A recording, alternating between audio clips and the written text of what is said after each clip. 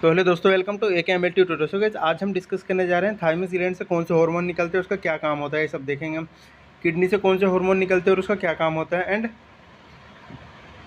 Heart से कौन कौन से हार्मोन निकलते हैं और उनका क्या क्या काम होता है। ठीक है, तो सबसे पहले हम देखते हैं थाइमस ग्लैंड को कि थाइमस ग्लैंड कहाँ होती है और इसका क्या काम होता है। तो देखो, thymus is situated in front of trachea. Thymus जो होती है ट्रेकिया के फ्रंट पे सिचुएटेड होती है। आप यहाँ पे देख सकते हैं, यहाँ पे ट्रेकिया होता है और उसके फ्रंट पे एकदम थाइमस सिचुएटेड होती है। Below the thyroid gland, thyroid gland के नीचे होती है थायरॉइड।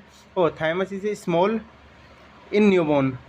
न्यूबॉर्न इन्फेंट्स में क्या होता है, थाइमस स्मॉल होती है and gradually in last till puberty. जब तक प्यूबर्टी की एज आती है, प्यूबर्टी होती है, तो ये बढ़ती चली जाती है। And then decreases in size, मतलब एज के साथ साथ ये साइज़ में डिक्रीज़ होती चली जाती है। और इससे क्या है, इम्यूनिटी भी डिक्रीज़ होती चली जाती है। आपने देखा होगा, जो पीक पे इम्यूनिटी होती है वो 15 से लेकर 25 साल तक होती है। उसके बाद जैसे जैसे उम्र बढ़ती चली जाती है तो क्या होगा, जो थाइमस ग्लैंड है वो कम होती चली जाती है। और इसका जो थाइमस ग्लैंड का रोल होता है ना, वो इम्यूनिटी को बिल्डअप करने में होता है, डेवलप करने में होता है। तो जैसे जैसे ये थाइमस ग्लैंड घटती चली जाएगी, ऐसे ऐसे ही शरीर की हमारी इम्यूनिटी घटती चली जाती है एज के साथ। ठीक है, अब हम देखते हैं, ये देखो, ये थाइमस ग्लैंड है, यहाँ पे ये प्रेजेंट होती है। ये ट्रेकिया हो गया, ट्रेकिया इसके ट्रेकिया के नीचे एकदम यहाँ पे प्रेजेंट होती है। यहाँ पे आप देख सकते हैं। ठीक है, तो अभी हम देखते हैं function of thymus gland. Thymus gland के क्या क्या फंक्शन होते हैं। तो thymus has lymphoid function and endocrine function. मतलब थायराइड के क्या होता है, ये थाइमस के क्या होता है, लिम्फोइड फंक्शन भी होते हैं और उसके एंडोक्राइन मतलब हार्मोन को सीक्रेट करने वाले भी फंक्शन होते हैं। ठीक है, तो it plays an important role in development of immunity in the body. तो थाइमस क्या है, इंपॉर्टेंट रोल प्ले करती है किसमें, डेवलपमेंट ऑफ इम्यूनिटी में। इम्यूनिटी को डेवलप करती है हमारी बॉडी में। ठीक है, तो थाइमस हैज़ टू फंक्शन, इसके दो फंक्शन होते हैं। सबसे पहले processing of T lymphocyte, T lymphocyte की प्रोसेसिंग करती है, और एंडोक्राइन फंक्शन मतलब हार्मोन भी रिलीज करती है। तो यार अब हम देखते हैं प्रोसेसिंग द टी लिम्फोसाइट। सबसे पहले हम देखते हैं ये टी लिम्फोसाइट को प्रोसेस करती है। तो thymus play an essential role in the development of immunity. Thymus क्या है, डेवलपमेंट ऑफ इम्यूनिटी मतलब इम्यूनिटी के डेवलपमेंट में एक इंपॉर्टेंट रोल प्ले करती है। क्या प्रोसेस करके, by processing the T lymphocyte, T lymphocytes को प्रोसेस करके। ठीक है, अभी मैं आपको बताऊंगा ये सब क्या होता है। तो the lymphocytes which are produce in the bone marrow, जो लिम्फोसाइट्स होती है वो बोन मेरो में प्रोड्यूस होती मतलब बनती है, and are process into T lymphocyte. फिर क्या होता है, थाइमस में जाके टी लिम्फोसाइट में प्रोसेस हो जाती है। लिम्फोसाइट कहाँ बनती है, बोन मेरो में बनती है, और फिर ये प्रोसेस हो जाती है टी लिम्फोसाइट में, कहाँ पे, थाइमस ग्लैंड में जाके। ठीक है, तो ये रोल होता है थाइमस का। अब हम देखते हैं endocrine function of thymus. Thymus के एंडोक्राइन फंक्शन देखते हैं, कौन कौन से हार्मोन रिलीज करती है। तो thymus secrete two hormone, thymus two hormone को सीक्रेट करती है। सबसे पहले आता है थाइमोसिन और सेकंड होता है थाइमिन। तो हम देखते हैं थाइमोसिन क्या होता है। तो thymosin is a peptide. Thymosin क्या होता है, एक पेप्टाइड होता है। इट एसिलरेट्स लिम्फोपोइसिस। लिम्फोपोइसिस क्या होता है, लिम्फोसाइट्स का बनना। मतलब लिम्फोसाइट, और पोइसिस का मतलब बनना। तो ये क्या करती है, थाइमोसिन क्या करता है, एसिलरेट करता है, मतलब इसको बढ़ाता है, लिम्फोपोइसिस को, मतलब लिम्फोसाइट के बनने को बढ़ाता है। And proliferation of T lymphocyte, T lymphocyte का प्रोलिफरेशन भी करता है। ठीक है, अब हम देखते हैं थाइमिन। तो thymine is also cold thymopoietin. Thymine को थाइमोपोइटिन पे कहा जाता है। It suppress the neuromuscular activity, ये न्यूरोमस्कुलर एक्टिविटीज़ को सप्रेस कर देता है बाय इनहिबिटिंग एसिटोकोलिन होता है ना, इसके रिलीज़ को इनहिबिट कर देता है, जिससे क्या होता है, न्यूरोमस्कुलर एक्टिविटी हमारी सप्रेस हो जाती है। Hyper activity of thymus causes myasthenia gravis. अगर थाइमस की बहुत हाइपर एक्टिविटी हो जाती है, बहुत ज़्यादा हार्मोन रिलीज़ करने लगती है ये, तो उससे क्या होगा, माइस्थेनिया ग्रेविस हो जाता है। तो देखो, माइस्थेनिया ग्रेविस एक ऑटो इम्यून न्यूरोमस्कुलर डिसऑर्डर होता है। इसमें क्या होता है, इसमें बॉडी का इम्यून सिस्टम गलती से नर्व एंड मसल्स के बीच जो कनेक्शन होता है, जो न्यूरोमस्कुलर जंक्शन कहा जाता है, उसको अटैक कर देता है। तो उस कंडीशन को हम माइस्थेनिया ग्रेविस कहते हैं। अब हम देखते हैं दूसरा जो ऑर्गन होता है वो होता है किडनी। अब हम देखते हैं किडनी कौन कौन से हार्मोन को रिलीज़ करता है। देखो, किडनी ना 5 हार्मोन को रिलीज़ करता है। Kidney secret 5 hormone. सबसे पहले इरेथ्रोपोइटिन, सेकंड है थ्रोम्बोपोइटिन, इसके बाद है रेनिन, इसके बाद है 125 डाईहाइड्रोक्सी कोलेकोल्सिफेरॉल, ये कैल्सिट्रायोल भी से बोलते हैं। इसके बाद है प्रोस्टाग्लैंडिन्स। ठीक है, 5 हार्मोन रिलीज़ करता है।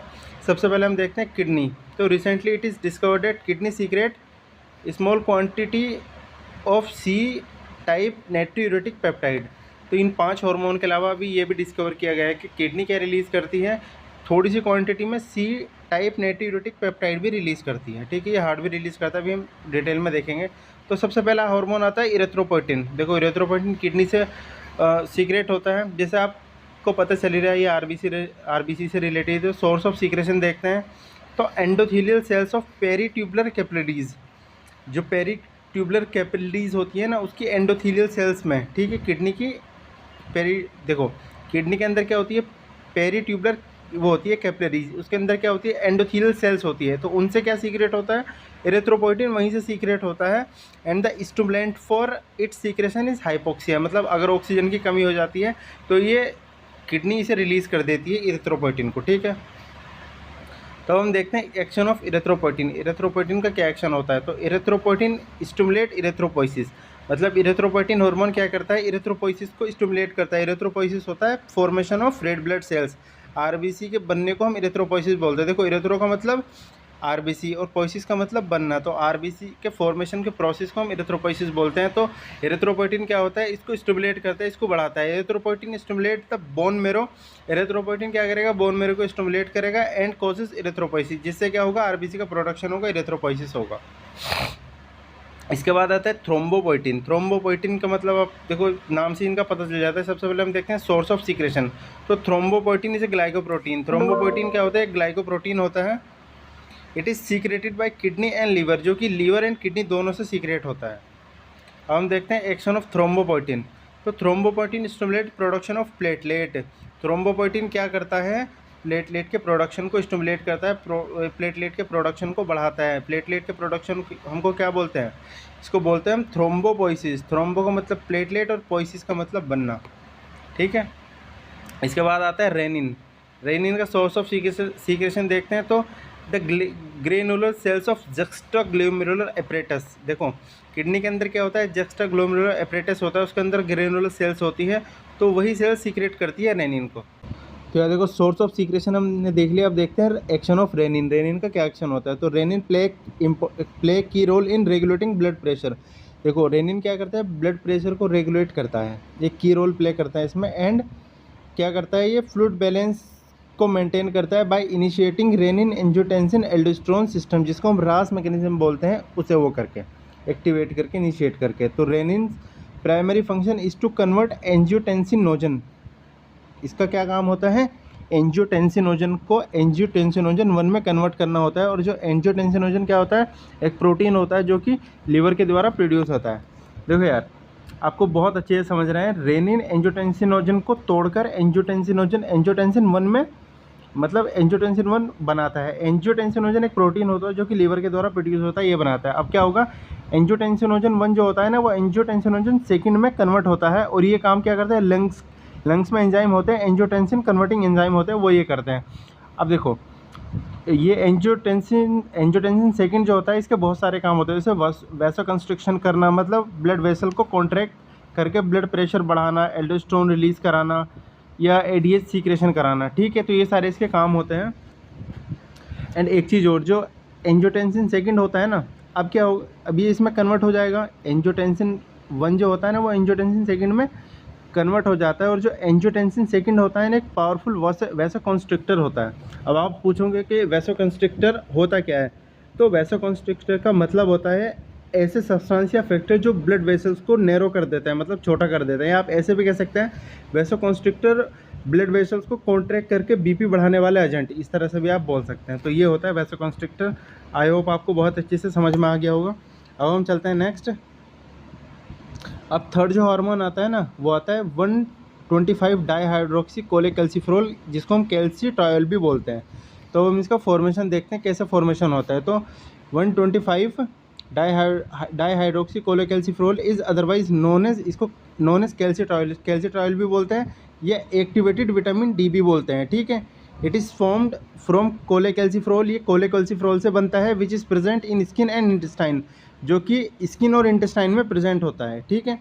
आई होप ये आपको अच्छे से समझ में आ गया होगा। द कोलेकैल्सिफेरॉल, जिसे हम विटामिन डी भी बोलते हैं, द कोलेकैल्सिफेरॉल जिसे विटामिन डी भी बोलते हैं, फ्रॉम स्किन या इंटेस्टाइन से इज़ कन्वर्टेड इनटू, ये किस में कन्वर्ट होता है, 25 हाइड्रोक्सी कोलेकैल्सिफेरॉल में कन्वर्ट होता है लीवर में। This in turn is activated into, ये किस में कन्वर्ट होगा फिर, 125 डाईहाइड्रोक्सी कोलेकैल्सिफेरॉल में कन्वर्ट हो जाता है, किसके द्वारा, पैराथायरॉयड हार्मोन होता है किडनी में, उसके द्वारा ये कन्वर्ट हो जाता है, ठीक है। अब हम देखते हैं इसका फंक्शन क्या होता है, एक्शन क्या होता है। 125 डाईहाइड्रोक्सी कोलेकैल्सिफेरॉल का फंक्शन क्या होता है। तो देखो, द एक्टिवेटेड विटामिन डी, इसको ही बोलना है, इसका दूसरा नाम होता है the activated vitamin D play an important role in the maintenance of blood calcium level. जो एक्टिवेटेड विटामिन डी होता है, या इसको ही बोल सकते हैं 125 डाईहाइड्रोक्सी कोलेकैल्सिफेरॉल होता है, ये क्या करता है, एक इंपॉर्टेंट रोल प्ले करता है ब्लड कैल्शियम लेवल को मेंटेन करने में। It acts on the intestinal epithelium, ये इंटेस्टाइनल एपिथेलियम पे एक्ट करता है। And enhance absorption of calcium from intestine, ये क्या करता है, जो कैल्शियम का एब्जॉर्प्शन होता है ना, वो इन्हांस कर देता है इंटेस्टाइन से ब्लड में, ठीक है। आई होप आपको ये समझ में आ गया होगा। अब इसके बाद हम देखते हैं प्रोस्टाग्लैंडिन्स क्या होता है। तो सबसे पहले देखते हैं सोर्स ऑफ सीक्रेशन, क्या इसका सोर्स ऑफ सीक्रेशन होता है। तो prostaglandins secret from the kidney, ये किडनी से सीक्रेट होता है। आर PGA2 और PGE2 की फॉर्म में ये रिलीज होता है, ठीक है, prostaglandins. These hormones are secreted by juxtaglomerular cells, ये हार्मोन जो होता है ना, वो किससे सीक्रेट होते हैं, किडनी के अंदर होता है, जक्स्टाग्लोमेरुलर एपरेटस होता है, उसको सेल्स भी बोल सकते हैं, उनसे। एंड टाइप 1 इंटेस्टिशियल सेल्स हैं, जो कि प्रेजेंट होती है मेडुला में, किडनी के अंदर एक स्ट्रक्चर होता है मेडुला, उसमें प्रेजेंट होती है। अब यार हमें देखना है एक्शन क्या होता है प्रोस्टाग्लैंडिन्स का। तो यार देखो, प्रोस्टाग्लैंडिन्स का देखते हैं क्या एक्शन होता है इसका। तो प्रोस्टाग्लैंडिन्स, एक सेकेंड, तो prostaglandins decrease blood pressure by systemic dilation, ये क्या होता है, प्रोस्टाग्लैंडिन्स ब्लड प्रेशर को डिक्रीज कर देती है, घटा देती है अगर बढ़ा हुआ हो तो बॉडी में। किस द्वारा, मतलब कौन कौन सी प्रोसेस द्वारा, सिस्टमिक वासोडाइलेशन के द्वारा, डायूरेसिस के द्वारा और नेट्रीयूरेसिस के द्वारा। अब हम देखते हैं कि सिस्टमिक वैसोडाइलेशन क्या होता है। देखो, वैसोडाइलेशन क्या होता है, मतलब ब्लड वेसल रिलैक्स होना प्लस उसका डायमीटर इंक्रीज हो जाता है। एंड एक चीज़ और, डायूरेसिस का मतलब होता है यूरिन का ज़्यादा फॉर्मेशन होना और एक्सक्रीशन होना, मतलब किडनी में ज़्यादा पानी फिल्टर करके, किडनी ज़्यादा पानी फिल्टर करके बाहर निकाल रही है। फॉर एग्जांपल, जब आप बहुत ज़्यादा पानी पी लेते हैं या डायूरेटिक मेडिसिन ले लेते हो, तो उस कंडीशन में क्या होगा, यूरिन आउटपुट बढ़ जाता है। और इसके देखते हैं नेट्रीयूरेसिस का मतलब क्या होता है। देखो, नेट्रीयूरेसिस का मतलब होता है यूरिन के साथ सोडियम आयंस का बाहर निकलना, ठीक है। यूरिन के साथ सोडियम आयंस ज़्यादा एक्सक्रीट आउट हो जाते हैं, तो उसी को हम नेट्रीयूरेसिस बोलते हैं। फॉर एग्जांपल, जब बॉडी में सोडियम ज़्यादा हो जाता है या बीपी हाई हो जाता है, तब किडनी सोडियम को यूरिन के साथ बाहर निकाल देती है, तो उसी प्रोसेस को नेट्रीयूरेसिस बोलते हैं। अब इसके बाद तीसरे नंबर पर देखते हैं हार्ट कौन कौन से हार्मोन रिलीज़ करता है। तो heart secrete the hormones atrial natriuretic peptide and brain natriuretic peptide, ठीक है। Recently another peptide called C type natriuretic peptide is found in heart. देखो, ब्रेन क्या करता है, मेनली दो हार्मोन रिलीज़ करता है, atrial natriuretic peptide and brain natriuretic peptide, ठीक है। लेकिन अभी ये रिसेंट में पाया गया कि एक पेप्टाइड होता है सी टाइप नेट्रीयूरेटिक पेप्टाइड, वो भी हार्ट में पाया जाता है, ये किडनी में पाया जाता है, जैसे मैंने आपको पहले बताया इसी वीडियो में। तो देखो, अब हम देखते हैं एट्रियल नेट्रीयूरेटिक पेप्टाइड का क्या काम होता है, क्या होता है ये। तो atrial natriuretic peptide is a polypeptide, एक पॉलीपेप्टाइड होता है। It is secreted by atrial musculature of the heart, ये हार्ट के एट्रियल मस्कुलेचर सीक्रेट होता है। Recently it is found in hypothalamus of the brain, अभी एक स्टडी में पता चला है कि ये जो है ना, ब्रेन के हाइपोथैलेमस में भी प्रेजेंट होता है ऑल्सो, ठीक है। However it's action in brain is not, लेकिन इसका जो काम होता है ब्रेन में, वो अभी तक हम स्टडी नहीं किया गया है, उसका पता नहीं चल पाया, ठीक है। तो एनपी जो होता है ना, atrial natriuretic peptide helps in the maintenance of extra cellular fluid को मेंटेन करने में हेल्प करता है, बॉडी वॉल्यूम को ये मतलब मेंटेन करने में हेल्प करता है। It also louvers blood pressure, ये ब्लड प्रेशर को मतलब घटाने का भी काम करता है। जब हमारी बॉडी में ब्लड प्रेशर बढ़ जाता है, तो ये घटाने का भी काम करता है, उसमें भी हेल्प करता है।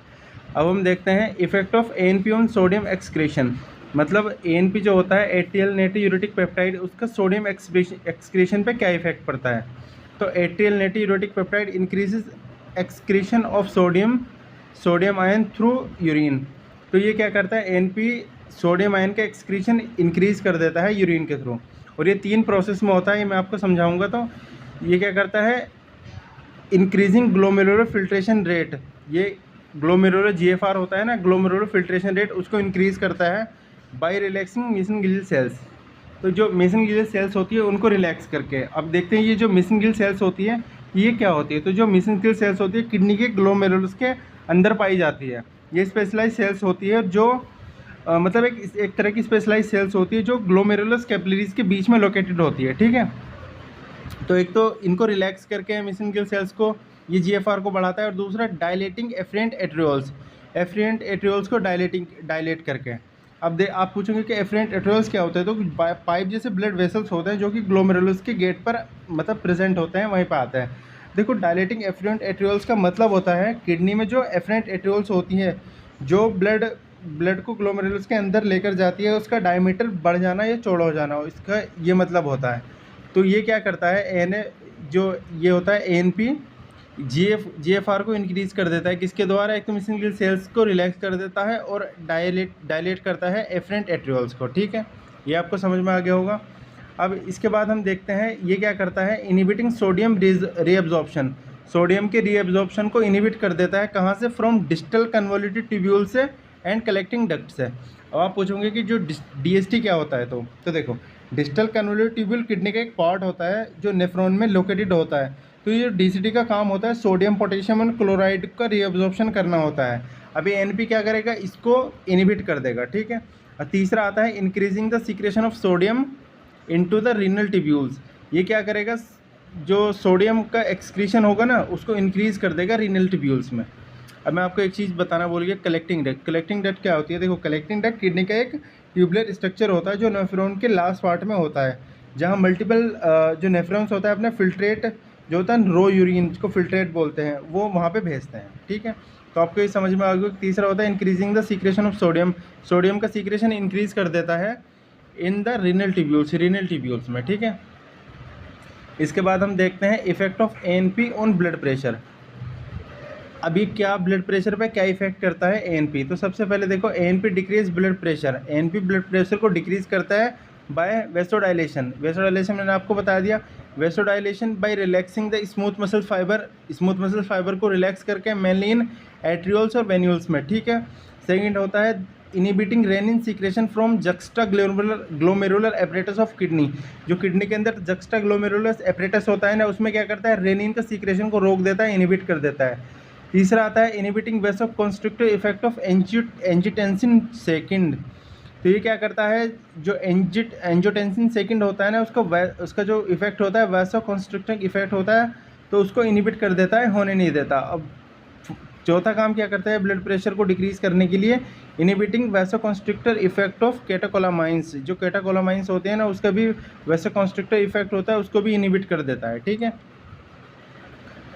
अब हम इसके बाद देखते हैं ब्रेन नेट्रियूरेटिक पेप्टाइड क्या होता है। तो देखो, brain natriuretic peptide second hormone होता है जो हार्ट से रिलीज होता है। तो BNP is also called B type natriuretic peptide, इसको बी टाइप नेट्रियूरेटिक पेप्टाइड भी बोलते हैं। इट इज़ अ पॉलीपेप्टाइड, ये पॉलीपेप्टाइड होता है। तो BNP secreted by the cardiac muscle, BNP कहाँ से सीक्रेट होता है, कार्डियक मसल से सीक्रेट करती है। It is also secreted in some parts of brain, ये ब्रेन के कुछ पार्ट में भी सीक्रेट होता है। The stimulant for secretion is not known, मतलब इसके सीक्रेशन के लिए जो स्टिमुलेट होता है, जो स्टिमुलेट करता है, वो उसका भी पता नहीं चला है स्टडी में, ठीक है। अब हम देखते हैं clinical importance of brain natriuretic peptide, जो बीएनपी का क्लिनिकल इंपॉर्टेंस होता है वो क्या होता है।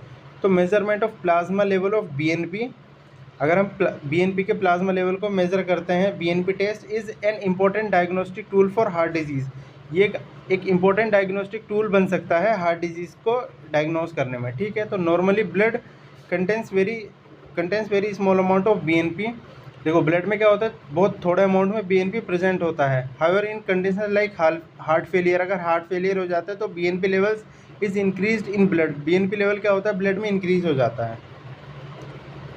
अब हम देखते हैं लास्ट जो हार्मोन होता है वो सी टाइप नेट्रियूरेटिक पेप्टाइड होता है। तो C type natriuretic peptide CNP is the newly discovered peptide hormone, ये न्यूली डिस्कवर्ड पेप्टाइड हार्मोन है, जबकि जो दोनों थे वो उन्हें काफ़ी टाइम हो गया, ठीक है। Initially it was identify in brain, starting में कहाँ आइडेंटिफाई किया था साइंटिस्ट ने, इसे ब्रेन में आइडेंटिफाई किया था, वहीं पता चला था।